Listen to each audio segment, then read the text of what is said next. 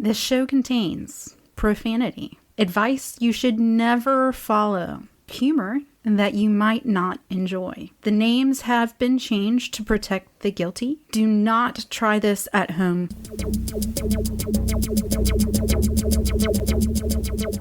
Greetings, Yale Ghoul Blazers, Boo Blazers, Bill Bryson lovers, Bill Bryson haters. Spookies, kookies, dookies. Welcome to the Pox and Puss podcast, a proud member of the Appalachian Trail family. My name is Pox Holiday, and sitting to my right, Puss in Boots. And when we come back, we're going to talk about the paranormal and maybe even Bigfoot. Ooh. Spooky, scary, scary, scary, scary. This is scary. And do my graveyard singing. Doing the Monster Mash with you on this beautiful Valentine's Day. Marty, why did you play that song today? There must be thousands of love songs. Well, it's kind of a love song. All the monsters enjoying each other's company, dancing, holding their evil in check. You played the wrong record, didn't you? Why are you doing this to me? So, when my wife and I were hiking on the PCT in 2000 and whatever, we stayed in Mount Laguna, which is just a couple of days in, and we just decided just to get a hotel room. You know, mind you, it was my honeymoon. Yeah. So we planned on staying there for a night, and you had like a little microwave. It was a motel room. You know, it wasn't a little tiny little spot, but it was a motel room with like 2 beds, a bathroom, whatever. But it had like a little microwave in it, and it had like a 12-inch black and white TV. And so like after we'd showered up and everything like that, I was like, I'm just going to lay down and put on the TV and eat my microwave burrito from the convenience store. Mm. Yeah. And so we pulled in The Simpsons, and that episode came on, and it's called I Love Lisa, and it's about how Ralph Wiggum loves Lisa. Mm-hmm. And, but yeah, I love how, so when that comes on, I mean, obviously the guy plays the Monster Mash on Valentine's Day. So my wife and I have always kind of jokingly considered the Monster Mash one of our songs because of that episode. But, it made me think of, our subject for this week, Halloween. Ooh. In late July, August, whatever. I had a chance to interview somebody who deals with the paranormal on their podcast. My. And is a hiker as well. His name is Ryan Singer. We'll talk to him in a little bit. But I was introduced to him as from someone who said, you should interview Ryan Singer because he's a stand-up comedian that actually hikes in places other than just Griffith Park, the big park in LA there. And so he's done a lot of trips, and we'll talk about that later. But he got me thinking about the spooky, scary in the woods. Yeah. And just what happens out there. He and I talk about things like Bigfoot and haunted picnic tables, things like that. But do you have much experience with the spooky, scary in the backcountry? When I was in PA earlier this year hiking, the Ridge Runner told me that I think 1 or 2 years prior that the Sasquatch Hunter show. Oh, yeah? They came out and they interviewed the Ridge Runner for that area that year because apparently Squatches love that spot in PA where it's like 12 miles of walking through farmland. Squatches like right outside of Boiling Springs kind of thing? Yeah, their favorite place to hang out is right around dawn and dusk, right where the woods meet farmland. And so they came out and they set up all their equipment, and unfortunately that time they did not get a clear shot of Sasquatch. But because every other time on that show they always nail it. They always do. They always do. They always get them. But I mean, I feel like there's some normal human response to like every now and then like get that like where the hair on your arm stands on end kind of thing and it makes you look around. And I mean, I think a lot of the time, you can pay attention to that stuff, and like it's one of those things that like I can remember certain times in my life where that has happened, and I've always been curious, like, what would happen if I hadn't altered my plan, like, Right. from there? Like, would I have been attacked by a mountain lion or not? Like, would there have been a strange man lurking in the shadows or not? Like, Like choose your own adventure book. Exactly. But, I don't know. As far as paranormal in the woods, I tend to be the kind of person that I walk into a building and, like, I'm just kind of a sensitive person to start with. So, like, I'll walk into somewhere and I'll, like, kind of get the Heebie Jeebies, and, like, I try really hard to listen to that, but at the same time, like, not let it ruin my life. You're the triangle medium. Yeah, I am. I am the triangle medium. But I think in the woods is actually the time that, like, I try to shake that off the most. That doesn't mean that I don't get the heebie-jeebies sometimes in the woods, but Yeah. I think for the most part, like, I probably get more freaked out about ghosts and shit when I'm in town than when I'm not. Not necessarily in town, like, in a trail town, but, like, in town, like, in my house, like, living in my normal everyday life, yeah. Well, see, this just came up last night because my mom, my dad passed away a couple of years ago, and he had a dog that he basically brought home, and it was like it was his dog. Right. But that dog was like they were the fourth owners of it, and like that dog had gone through some shit before they got to him, and so he was really difficult. So much to the point where for the first time in my parents' history, they actually sent that dog away for 2 weeks, and it was trained at some farm by this really good guy. They got it back, and he was good for like a week, and then he went right back to crazy. Now, probably a little bit of my parents' fault, but his biggest problem was he just was never housebroken, and it was a Jack Russell, so you know he was a little bit of an asshole, and so basically the last couple of years of this dog's life, my mom was like, "Ugh, this dog. why didn't you go before your dad?" You know, and so he passed away, I guess, about 2 weeks ago.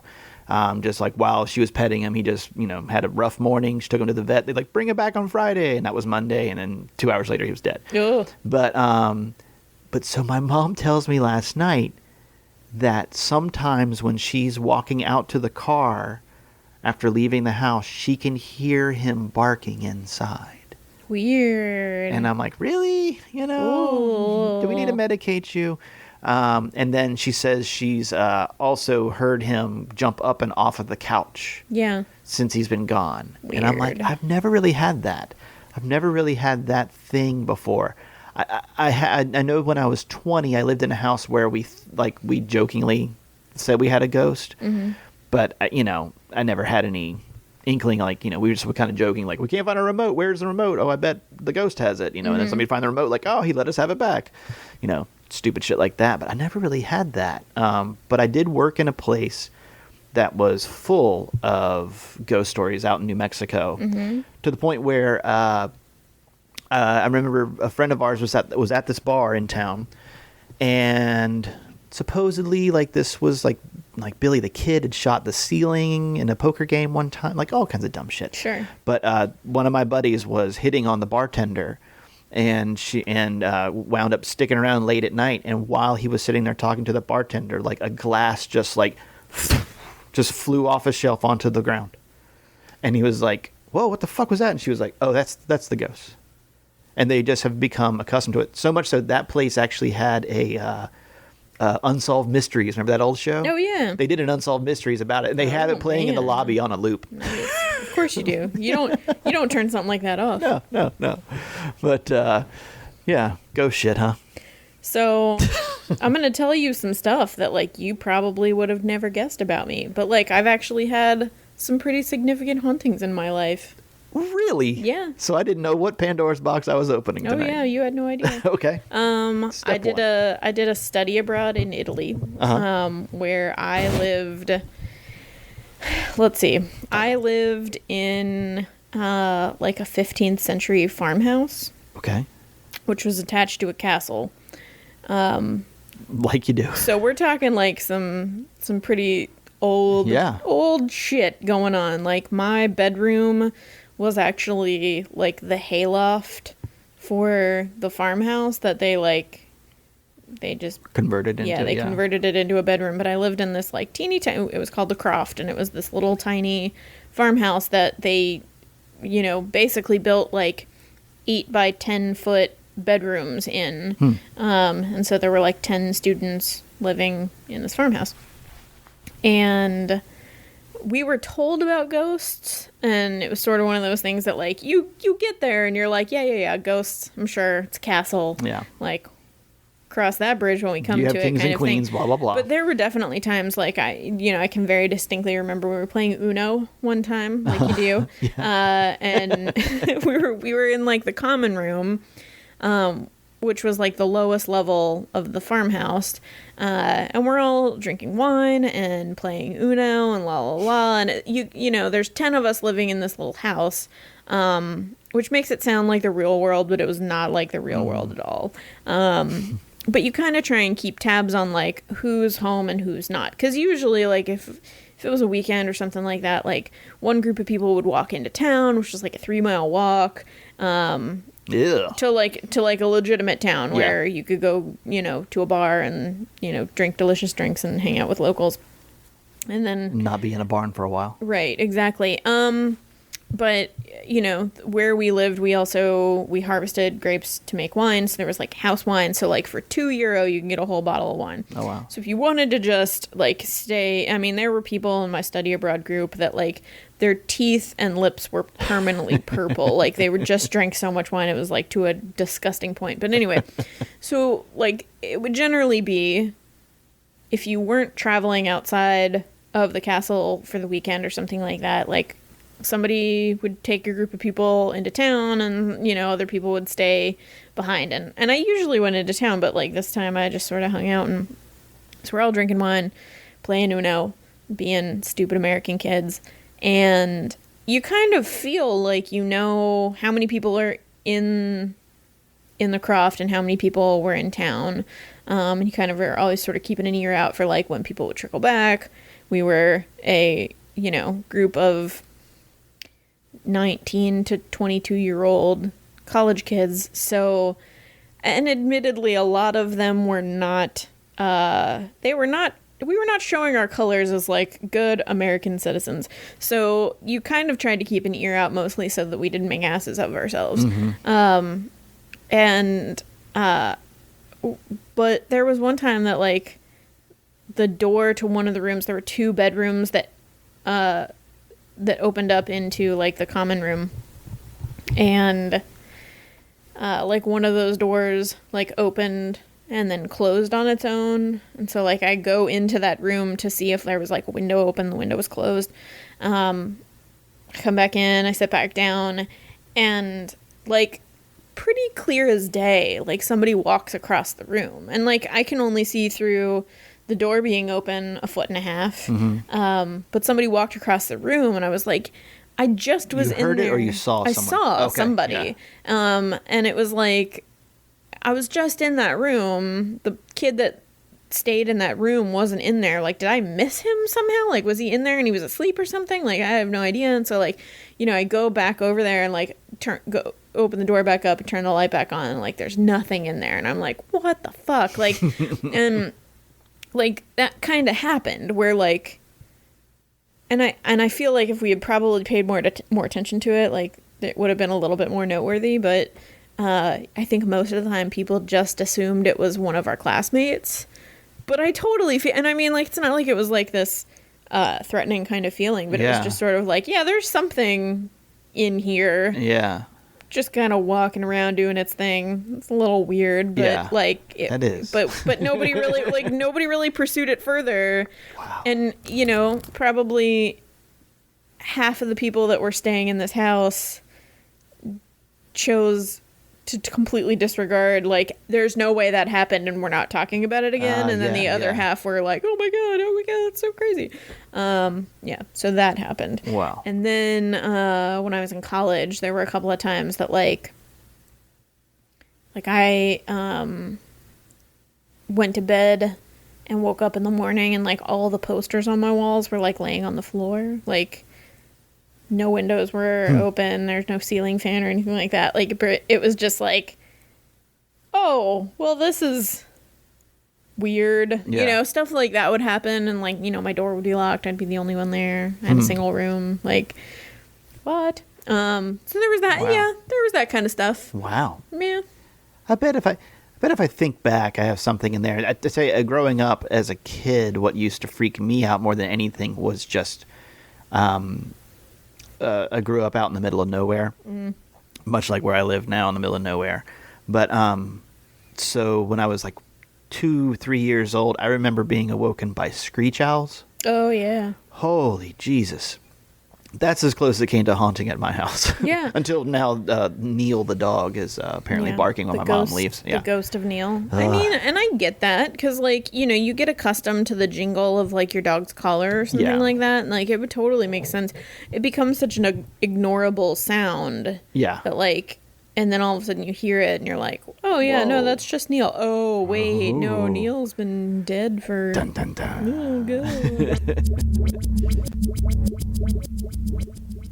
So it's been a busy couple of weeks along the Appalachian Trail.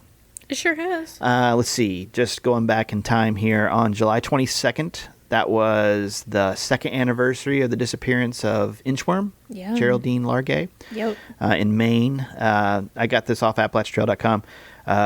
Largay's last confirmed location was on July 22nd at the Poplar Ridge Lean-To north of Saddleback Mountains in Maine's Saddleback Range, northeast of Rangeley. So there's that. And then, let's see. So did you hear about Harper's Ferry last week? So on July Maybe. on July 23rd, 2015, most of this is from the Washington Post. Right. On July 23rd, 2015 at 3:15 a.m., a fire burned several buildings in downtown Harper Ferry, causing a temporary reroute of the trail. Whoa. This is the direct quote here. The early morning fire Thursday gutted 4 buildings and closed 5 businesses. Parentheses, I've seen some different numbers, some 5 buildings, some varying numbers Yeah. of that. 2 of the buildings date back to before the Civil War. Now here's something that just popped up yesterday. Investigators are looking into witness statements that a group of rowdy youths was heard partying, that's in quotes, in a narrow passage between historic buildings before a mysterious 3-alarm fire Thursday. The cause of the fire remains, quote, undetermined. Oh, please, partying youths. Please be locals. Please. Please be locals. Please don't be hikers. But they already said they've taken, they've used dogs and everything like that to smell the area for evidence and whatnot. I'm like, just please let it just be local youth playing with fireworks. But yeah, so that was pretty crazy. There's a really crazy story about the person who found it at like, you know, it says 3:15 here. I heard it was like 1 a.m. or something like that. But like the person like had to beat on doors because there's apartments in those Yeah. buildings. So they were like beating on the doors like, you've got to get out. And there is also a video of the fire spreading up through this fire, like through this walkway between 2 places. You can just see this fire spreading up from a stairwell up the building. But so that was pretty crazy. And then it's been a little while since we've talked, but so on July 13th, 2015, 46 days, 8 hours, and 7 minutes. Old Scott Jurek finally finished his speed record for the Appalachian Trail, assisted. Big fat congrats. Yeah. Let's see. That was averaging over 50 miles a day. I feel like this is another episode.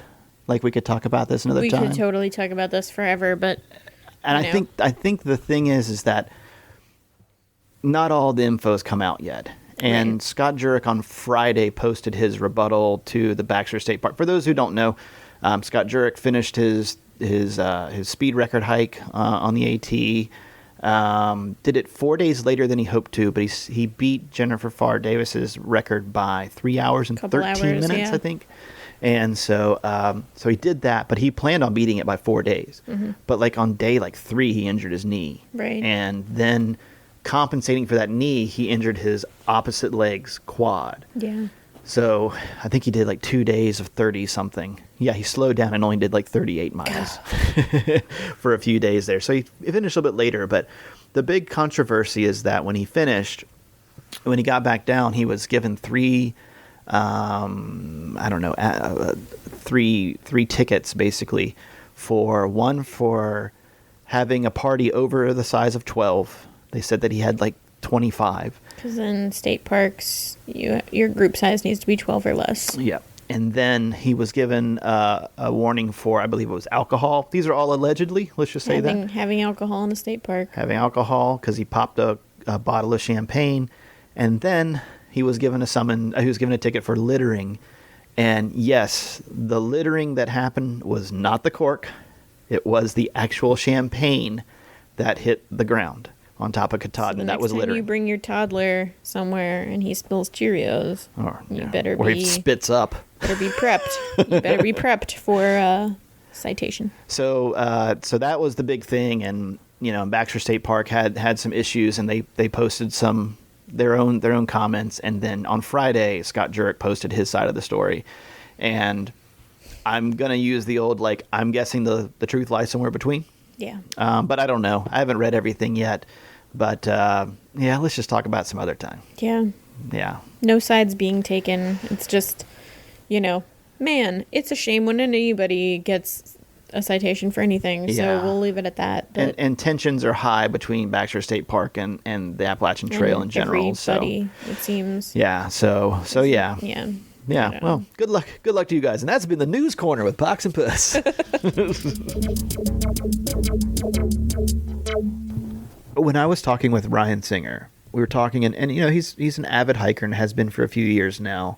He knows a couple of people who have thru-hiked. Actually told me a name of a comedian who's actually thru-hiked, and she and her husband. And then, but so I had that moment that you have with people where you have to explain the idea of trail names with them. Right.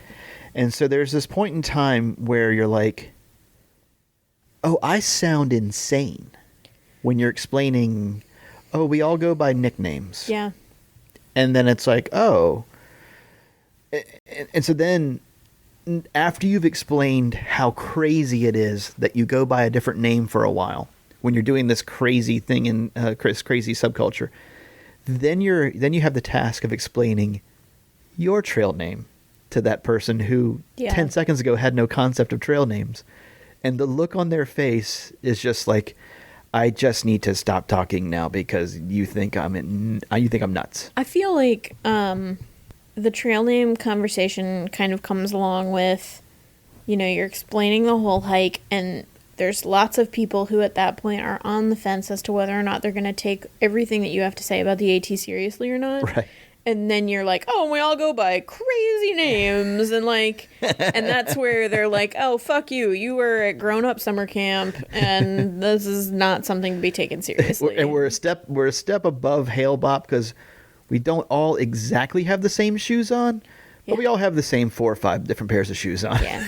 It's, we just haven't castrated ourselves yet. Yeah, I feel like that's...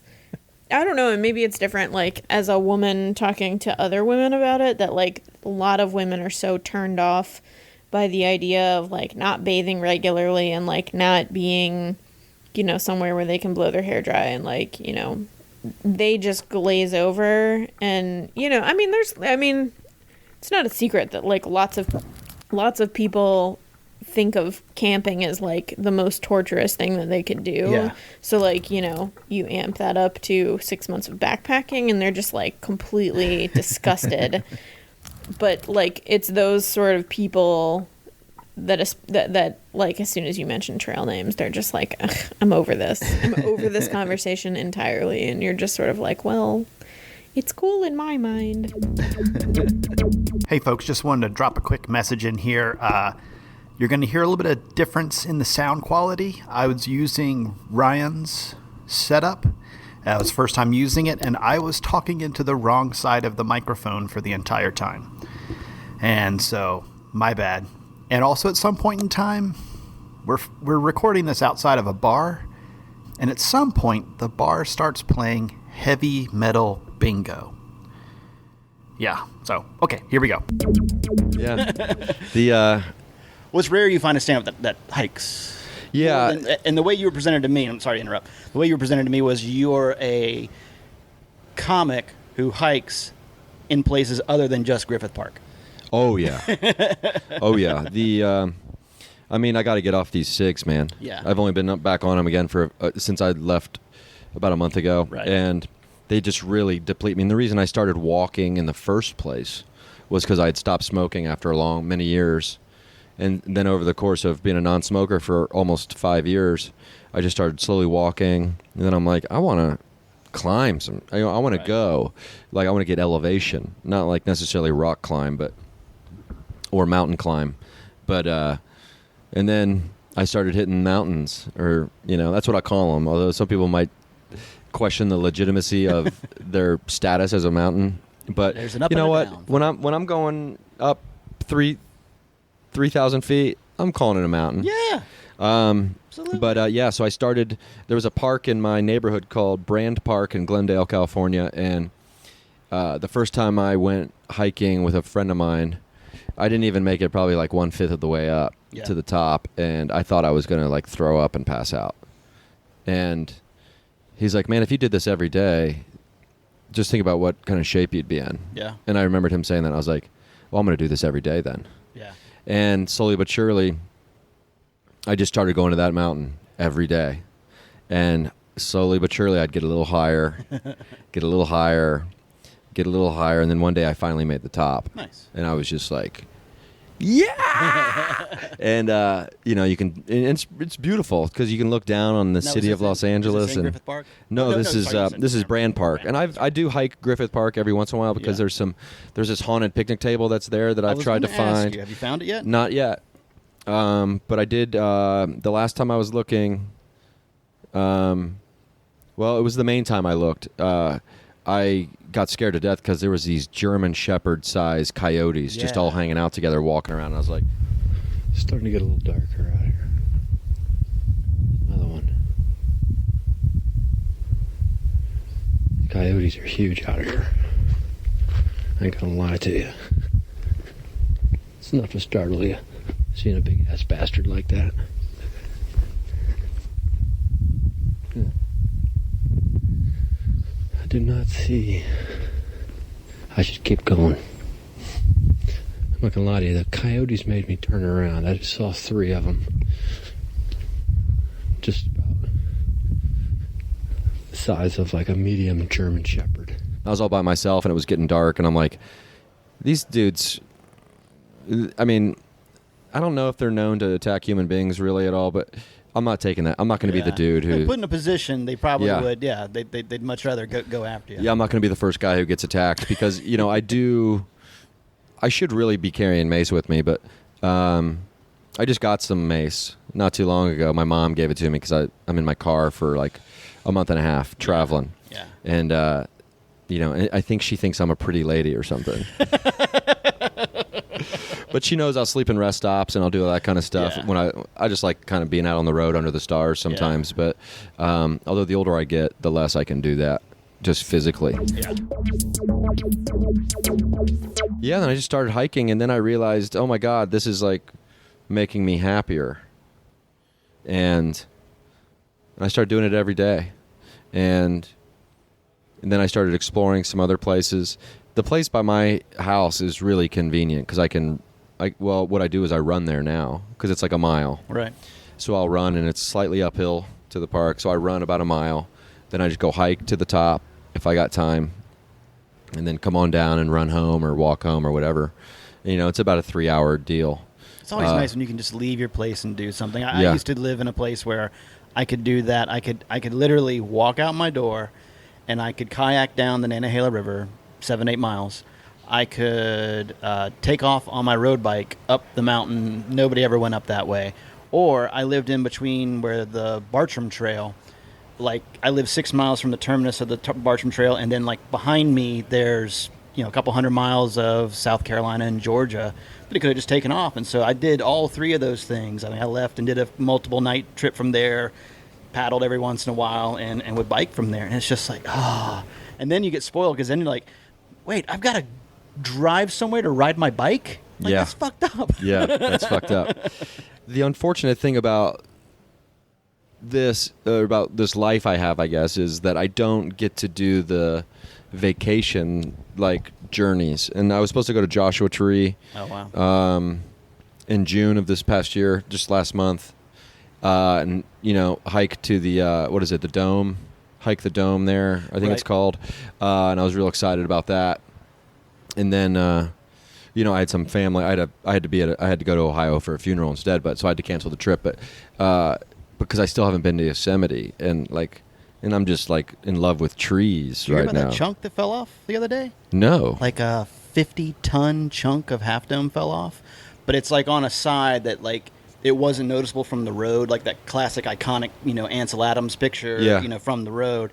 It was kind of off to the side, and it had chunked off. But they were like, because two guys went out to climb that section, were like, they got up to a certain pitch, and we're like, I don't think we can. This isn't on the map. And it was just like, oh, it's down in the valley now. Like, holy 50 shit. tons. I think it was at least 50 tons. I could be throwing off a zero there. It might be 500. I don't know what it was. It was insane. I wouldn't be surprised. Yeah. That's funny because on my way here today, when you're driving and you see like those signs are like, caution, falling rocks and that kind of thing. You never see the falling rock. No. I'm not shitting you. Like between a golf ball and baseball sized rock, I saw, it was like seeing a deer crossing at the deer crossing sign. It was just like da-dunk, da-dunk, da-dunk, and it just rolled across the road. I'm like, you got to be shitting me. You finally saw one. I finally saw it. Like, it just kept on rolling on by. But it was like, holy shit. How many millions of years? Yeah. I mean, this is me being whimsical maybe, but yeah. Was it just slowly loosening itself to free itself from that? Let's get this fucker from North Carolina. Bam! Yeah. Nope. Just missed me. I actually have that down here. Rock slide. As I was driving, I was like, rock slide. That's pretty cool. Yeah, I've never seen it happen, but I have seen like the aftermath of them happening. Yeah. The piles that kind of reach into the shoulder. I have a family friend a friend of a family friend who was like in their car, and a rock slide came down in Asheville and covered their car. They were like, he should have been here by now. And he was trapped under tons of rock in the car, couldn't get out. And holy shit! He lived, but it was just like he was just trapped in his car, couldn't get out, couldn't move, anything like that. It's like holy. That'd be scary because rocks are heavy. In more ways than one. Good thing he didn't have a Kia. I don't know what he was driving. I saw a Daewoo on the road today. Oh yeah. I was like, what is that? And I was like, holy shit, that's a fucking Daewoo. Did you know that Aaron Ralston, the guy who cut off his arm, was one of the people that came and ran with Scott Jurek while he was on this trip? Yeah. And also, one of the guys that came to run with him is a guy who's going to try and break the record next year. No. Well, yeah, the guy cool. came out and did Pennsylvania with him, just trying to learn about the rocks, and so did 2 weeks of running with him. I mean, they're friends. And apparently, like, he said, like Scott Jurek on the summit said, listed a group of people that he thanked and basically said, "You're up," to the other guy. Did you know that's a tradition? Is that if you're going to try to attempt to break the record, that you personally call the record holder?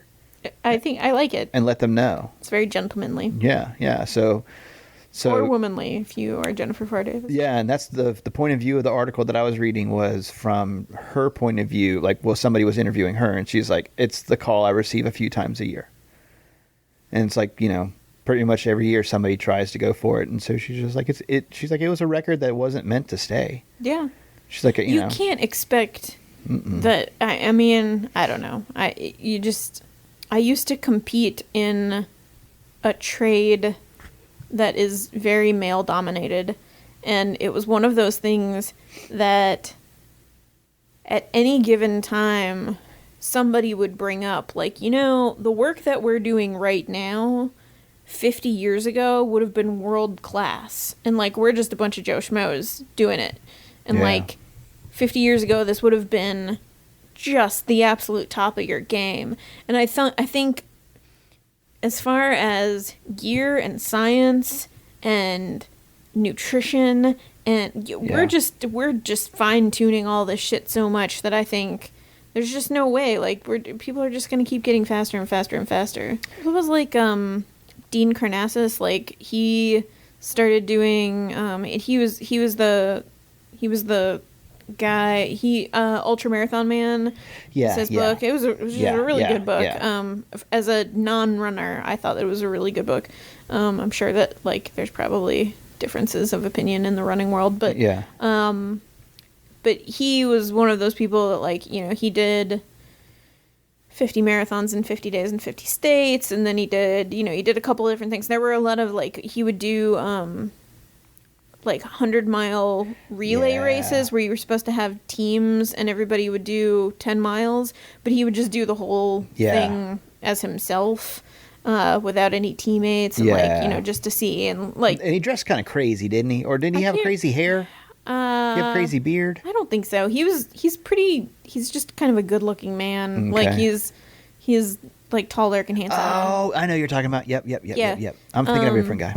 Yeah, but I remember he started doing, you know, he's just one of those people that he's always trying to up his game. Like, he did a marathon in Death Valley, which apparently there is a gag marathon every year in Death Valley. Like, they put on a marathon because they know that nobody would do it. Yeah. And he tried to run it one year and had to back out because it was so hot that the rubber on his shoes was, like, sticking to the pavement, and, like, he ran out of his shoes. Like, his shoes got left on the pavement. Yeah. And he had to quit because he was burning his feet. The next year he trained differently and ran down the white line of the pavement and ended up, like, being able to pull it off that way. Like, he's just kind of one of those guys. But he started doing, like, extreme mountaineering and was, like, doing basically, like, marathons at, you know, extreme elevation and stuff like that. Like, extreme elevation, not just like, oh, I'm in Denver. It was like, you know, I'm at 12,000 feet. Yeah. But the people, like, the community of people that he was doing that with, like, for snack, which is so gross. I can't imagine what your poop would look like. But, like, they just carried essentially these, like, plastic test tubes of olive oil, and they would drink olive oil because it was, like, the fastest delivery system of, like, fats and oils and whatever. And it's just like, I cannot imagine being up that high and exerting that amount of energy and guzzling down oil and being like, that really hit the spot. I feel so much better. I'm gonna just run 15 more miles before I do another test tube of oil. You probably aren't pooping at that point. You just have anal leakage. Yeah. You're just running. It's like I had a friend. Olestra. I had a friend that he did this is, you know, one of those friends that does every diet that comes out. Right. Like, you know, he's got all of the Beachbody video series and he's done all the different diets. And one time he was talking about that he had done, what was that diet pill? Ali. Okay. Do you remember? No. It was like a big thing like 2 years ago. Okay. But, you know, he was like, oh, man, when I was on Ali, I lost like 27 pounds in like 3 weeks or something like that. And I was like, really? And he was like, yeah, I had to buy all new underwear, but I looked fantastic. And I'm like, what are you talking about? He was like, basically it just turns your poop to Vaseline. Like, you just poop all the time. He was like, as a man, I could not pee standing up. Like, I had to sit every time because without a doubt... It was happening. It was going to happen whether you wanted it to or not. And he was like, I'd shit my pants every day, but I looked fantastic when I went on vacation that year. And I'm like, oh my God, that is the worst thing I've ever heard. So, yeah. I'm glad we talked about poop at least once on the show. couldn't get out without it. Of course not. Yeah, I do like the idea that, for me, the hiking has become... it's not like necessarily a spiritual journey, but there's this great book. It's called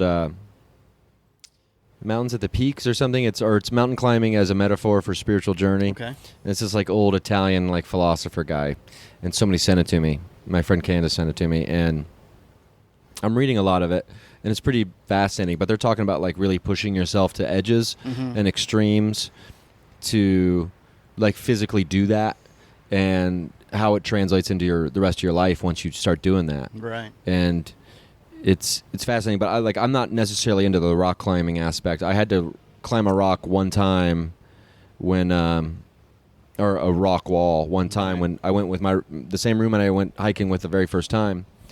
He's like, "Oh, I bet there's a path over here. Let's go over here." And so I just followed him, and we went off the beaten path. And next thing you know, we're just in the mountains of the Verdugo. We're in the Verdugo Hills, just off the grid. Jesus. And I wasn't prepped. It was the summer. I had a t-shirt and shorts on. Yeah. And so next thing you know, we're climbing this mountain, trying to find the fire access road. And then we come to this, about a 10-foot rock wall, which doesn't seem huge, but right. But when you have to go up it, yeah, and you don't know, I mean, it's not meant to be, no one goes back there. And so he climbs up first, and then I kind of let him go because a bunch of rocks are getting kicked down into me, so I wait for him. And then I get about halfway up, or I get about 7 feet up on this thing, and it's just a bunch of rock. It's not like there's like a, concrete patio there below. Yeah. It's just a bunch of huge rocks down there. So, I remember telling myself, don't look down, don't look down. And then, of course, I look down, and I see, I'm like, oh, if I fall, I'm breaking my ankles, or worse, breaking my leg, just falling into this, mash of rocks down there.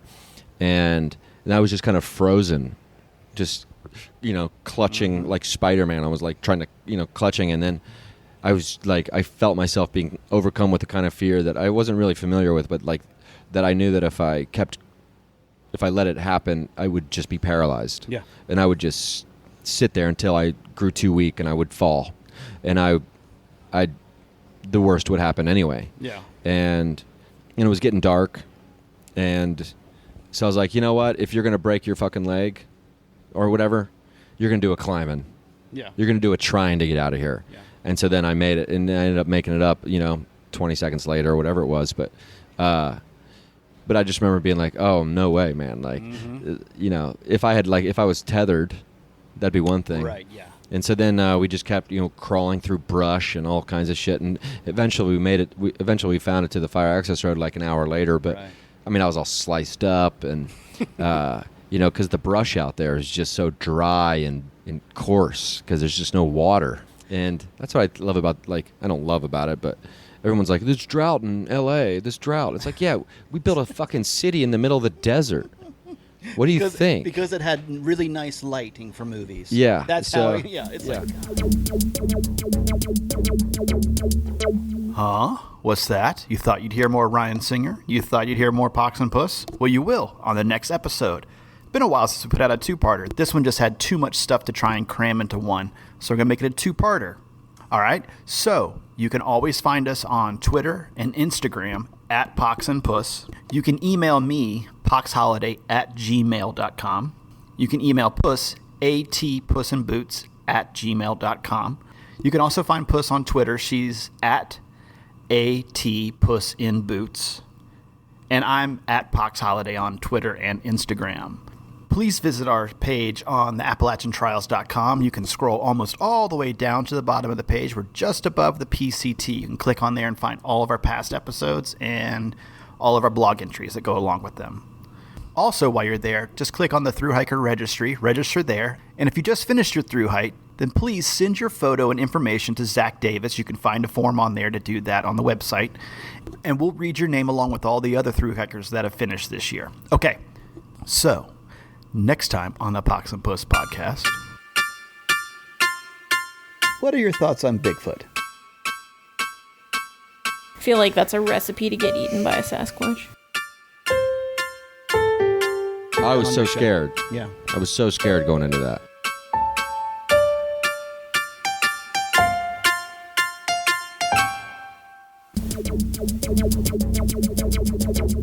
Werewolf bar mitzvah, kooky, hairy, boys becoming men, men becoming wolves. I don't want this. I don't like this. This is scary. Turning into werewolves and stuff,